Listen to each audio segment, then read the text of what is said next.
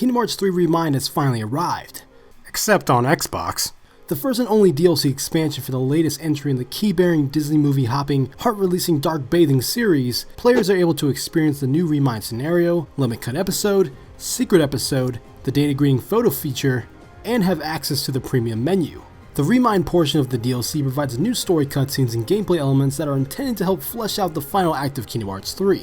Not only will you be able to play as Sora when replaying specific battles in the Keyblade Graveyard, but you also have the option to play as Riku, Aqua, and for the first time in Kingdom Hearts 3, Roxas. Scarlet Kylum has also been given an extra region to explore, and you have the option to take control of Kairi in the final battle against Armored Xehanort, which is pretty tough on critical if you plan on using the Princess of Heart. Honestly, the amount of times I died using Kairi is more than I wish to admit. The Limit Cut episode serves as somewhat of an epilogue for Kingdom Hearts 3, where Riku and others go on different missions in trying to find Sora. This episode features new story scenes with brief appearances from some Final Fantasy characters, unfortunately no cameo for Cloud and Sephiroth. Then there's the data analysis feature, allowing players to battle data versions of the real Organization 13 in a digitized version of the Garden of Assemblage, yes, including Xion, providing a tougher challenge for those that felt Kingdom Hearts 3 was quote-unquote too easy. In addition, the data greeting feature allows players to choose various locations, props, effects, and characters from Kingdom Hearts 3 and arrange them in a wide variety of ways for players to take creative snap photos. Whether it's having characters in dramatic/funny poses, recreating iconic scenes from the series, or telling your own story with the use of the slideshow feature.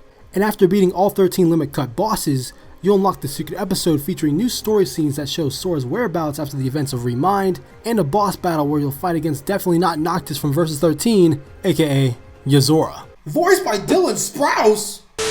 That being said, after many failed attempts, I can definitively say Yozora is my favorite Kingdom Hearts boss in the entire series. A creative and difficult adversary to fight against, but fair nonetheless. Looking at you, mysterious figure from Birth by Sleep.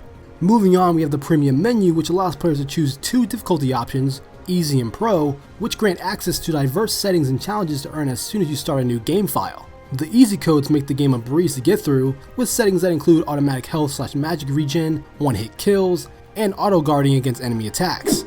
Pro codes, on the other hand, have the potential to make playing Kingdom Hearts 3 a living nightmare, with features such as disabling certain abilities, constant health and magic drain, as well as zero defense. So, is this DLC expansion the ultimate Kingdom Hearts experience everyone's been wanting? Well, according to Metacritic, turns out that's not the case, as it seems the reaction to Kingdom Hearts 3 Remind is looking quite divisive amongst critics and users alike. With a 64 Metascore based on 25 critic reviews, the lowest review scores come from Screen Rant and GameSpot surprisingly, both rating the DLC a 40 out of 100, with Screen Rant stating, "As tantalizing as the super boss and secret endings may be, they're not nearly enough to justify Remind's outrageous asking price and sheer volume of retreaded content." Okay, so the consensus in this review is that Remind is an overpriced rehash. It feels that the difficult bosses doesn't make the experience any more fun or interesting. And to a certain extent, he's not wrong. It is called Remind for a reason. Man, Sir Skyward, I heard you got hired by Screen Rant. Why didn't you write this review? So you think you got what it takes? I'll tell you what I got. Your wife's Keyblade on my breath. You're hired. Shit. Anyway, let's move on to GameSpot's comments. Even as a longtime fan of the series who adored Kingdom Hearts 3, it's hard to muster up any sort of enthusiasm for Remind. What's more, Remind made me understand Kingdom Hearts 3's story even less, which is a testament to how bonkers it really is. It's not all that surprising that this happened. After all, it's Kingdom Hearts. Nevertheless, Remind is an incredibly peculiar expansion that simultaneously falls flat and partially obscures the brilliance of Kingdom Hearts 3. Now, what's interesting here about the reviewer from GameSpot is that they loved the base game of Kingdom Hearts 3, but felt that Remind was also an overpriced rehash that further complicated the story and that the data bosses were unnecessarily difficult. Now, when reading some of these reviews, my problem isn't that Remind is getting mostly poor to average scores, because at the end of the day, they are just other people's opinions. My problem is that most reviewers are admitting that they haven't even fully completed Remind, or at least experienced everything the DLC had to offer, before writing their review. For example, let's look back at the GameSpot review, and I quote, "I'm still working my way through the limit cut bosses, and I seriously doubt that I'll ever actually beat them all. The ocean that exists between the difficulty of the base game and the data bosses is jarring." Has this man not played Kingdom Hearts 2 Final Mix? Now let's move over to IGN. So tell me about these two. So this is Young Master Xehanort playing with Young Master Eriquez, I'm probably mispronouncing his name, playing a good play of chess here. Yes, that IGN. It seems even Jonathan Dornbush, thought to be the saving grace for the Kingdom Hearts fandom amongst the IGN staff, admitted in his review he too didn't finish Remind, stating this: "I've only managed to best 4 of those bosses so far and got my butt kicked by each of the others multiple times over. They are quite simply abnormally tough, and it's felt pretty rewarding to knock out the ones I have. While I've enjoyed the fights now that grinding levels have made them somewhat achievable, they also feel very out of place. Every Kingdom Hearts has included a tough optional boss or two, and that's totally fine.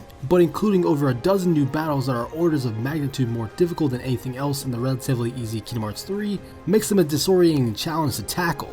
Once again, I don't mind critics having lukewarm feelings towards Remind, but at least finish the DLC before posting your articulate, well-documented opinion on the internet. I get it, I'm sure there are deadlines when writing game reviews for major media outlets, but this doesn't sit right with me. Honestly, if some of you critics are struggling with the extra bosses, there's no shame in putting on the easy codes. Oh wait, that's right, most of the reviewers failed to even mention the premium menu because they were so stuck up about the rehashed story and the difficult bosses. Anyways, here's my take on Remind as a whole. This DLC is clearly catered towards hardcore fans that addresses both major and minor issues of Kingdom Hearts 3's story and gameplay, down to fixed cutscenes, expanding the lore, better character development, more replayability features, as well as challenging bosses that are more satisfying to play against / beat compared to the Dark Inferno, arguably supplying better content than previous Final Mix versions of Kingdom Hearts games. Although if you were to ask me if Remind is overpriced, well, it all depends on how you value the content. Personally, even as a dedicated Kingdom Hearts fan, I think the $30 price tag was pushing it, but still feel like I got my money's worth with the content I experienced. However, I think what would have made the price of Remind more justifiable for more casual players is maybe have the secret episode expanded upon in the same vein as the secret episode in Birth by Sleep Final Mix, by making it a 2 to 3 hour experience where you play as Sora and or Riku exploring the world of Verm Rex, maybe come in contact with Magia and Aegis, fight some Gigas, and have the finale be Sora vs Yuzora. Or even bring back the Mirage Arena from Birth by Sleep as part of the Eclipse area within the world map